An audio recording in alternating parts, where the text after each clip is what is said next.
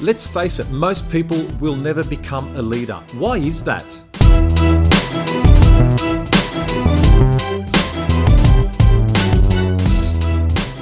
See, most people won't become a leader because such a tiny percentage of people actually do. How many people percentage-wise would actually do that? I think it's much, much less than 5%, but let's call it 5% for now. Why is that? If you think within an organization, there are so many people more talented than the leader. They're harder working than the leader. They can do things, they're more conscientious, and they can just solve all the problems. They know how everything works in the organization, and yet they might even have awesome people skills, yet they don't become a leader. Why is that? I think for anyone looking to either become a leader or anyone looking for leaders within their organizations, there are 5 attributes that are often overlooked. We often look at the things that are most obvious, but I think there are some really hardcore, really basic, generic leadership traits that you either need to find in yourself or you need to find in the people who are working for you. So the first one is, I think leaders are people who can think.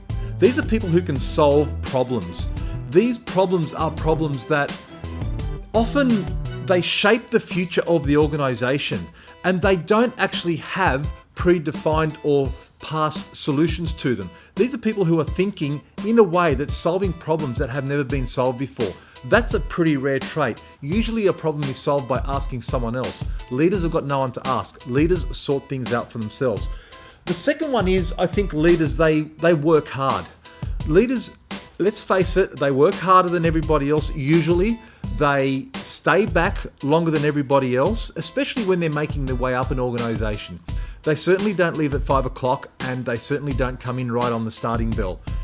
Now, I'm not suggesting people should become workaholics, but I think that little bit extra shows, because that prepares people for life in leadership, because life in leadership is a life of just working whenever you need to work. It's not unheard of to get a call at 10 o'clock at night, or 3 o'clock in the morning, or 7 o'clock at night, or 7 in the morning. It happens all day, every day. So I think the leaders are the ones who are prepped for that. See, I look at it like sports people. Those who really get to the elite levels, they're usually the ones you hear interviewed on TV or hear being interviewed by teammates, where the teammates will say something like, hey, that guy or that girl is always out on the practice field longer than everybody else. They're always doing that extra little bit of work. And that's across all sports. I think the same applies to work as well, and to leaders. Number three is, I think, leaders are people who don't seek permission. Leaders are people who don't ask, hey, can I do this? Can I do that? Should I try this? Should I try to fix it that way? Leaders are actually people trying things without permission. You know, the whole thing about not asking permission, but asking forgiveness. That's what leaders do. They don't actually ask permission to break things either. They don't ask permission to experiment. They'll just go off on their own, and they'll try something. They'll do something along the way. Number 4 is that leaders are proactive. What I mean by proactive is that they experiment. They find opportunities. They look for excitement. They're always out there looking for the next thing. Now, I know proactive is a very often used term, and it's thrown about a lot, but they're not just people who can react to a customer's request or a customer's question and handle it awesomely well and completely. That's great and that's necessary, but leaders are people who don't just do that. Leaders are people who go out further. They'll try to stop the problem happening in the future. They'll try to find a new market. They'll try to find something different, something that will benefit the organization, something that hasn't been done before. That's what I mean by proactive. And probably the last thing is probably the toughest one. You can't learn this one. This is one about, number 5 is being thick-skinned. Leaders are people who can handle being buffeted around. They are political. They can play the political games. They can handle being criticized. They can handle having to be the person who's got to front the media, or the person who's got to front a big client, or the person who's got to front the board, or the person who's got to front shareholders. This is the person who can be in really uncomfortable positions. Being uncomfortable is quite normal for a leader.